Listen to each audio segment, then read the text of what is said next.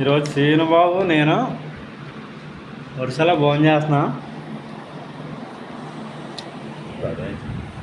వచ్చేస్తుంది అక్కడ mutton curry, cauliflower, అబ్బా అద్భుతం. ఎలా చూపించు నా ఫోటో కూడా.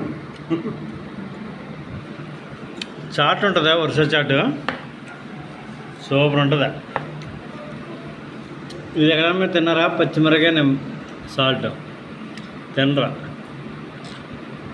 వరుస దొరుకుద్ది, ఎక్కడా పెట్టరు మనకి భోజనాల్లో. పొంగల్లో ఫ్రై ఉంది, బా ఒక లెవెల్ సూపర్.